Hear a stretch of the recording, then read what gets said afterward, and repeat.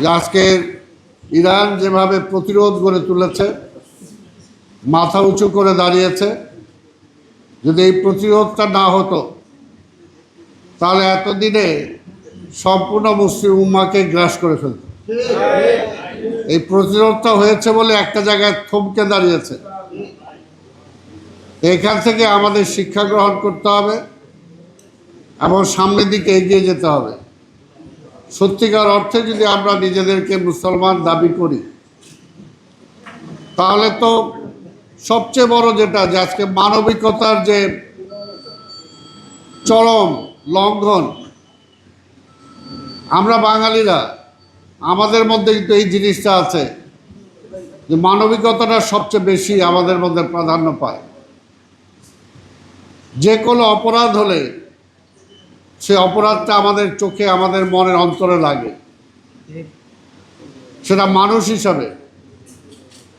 ধর্ম তো আছেই, কিন্তু মানুষ হিসাবে। যে কারণে দেখেন, দুইটা দেশ পাশাপাশি আমরা অবস্থান করি, সীমান্তের ওপারে আমাদের ধর্মের মানুষের উপর কীরকম অত্যাচার হচ্ছে, কিন্তু আমরা কিন্তু এইখানে আমাদের সেটার প্রতিদান বা সেটার বিরুদ্ধে আমরা কিন্তু কোনো প্রতিশোধ নিচ্ছি না। কারণ এদের তো আমরা জানি এদের তো কোনো দোষ নেই। ঠিক এই বলবো যে আজকে সারা বিশ্বে আমাদের মুসলমানদের এক হওয়া এর জন্যই দরকার, যে নিজেরা বেঁচে থাকার জন্য এবং মানবিকতাকে ঊর্ধ্বে তুলে ধরার জন্য।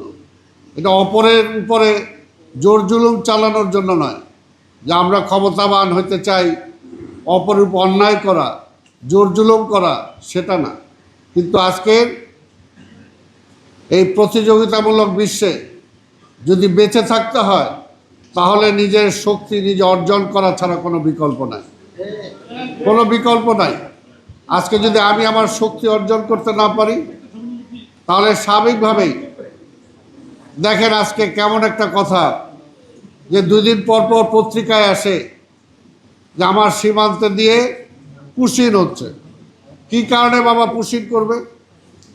কি কারণে? যদি কোনো আমার অবৈধ কেউ যদি থেকে থাকে, সেখানে যারা অবৈধ আছে তাদেরকে দেন না, নাম করা অবৈধ যারা আছে তাদেরকে তো পাঠায় না। কিন্তু অবৈধতার নামে আজকে এই দেশটাকে অস্থিরতার দিকে ঠেলে দেওয়ার জন্য আজকে ষড়যন্ত্র চলছে, চক্রান্ত চলছে। তাই বলবো আজকে আমাদের এইখানেও কিন্তু ঐক্য দরকার। আমাদের এইখানে সারা বিশ্বে যে ঐক্য দরকার, আমাদের এইখানে ঐক্য দরকার, যে আজকে নিজেদের স্বার্থটাকে সমুন্নত রাখার জন্য।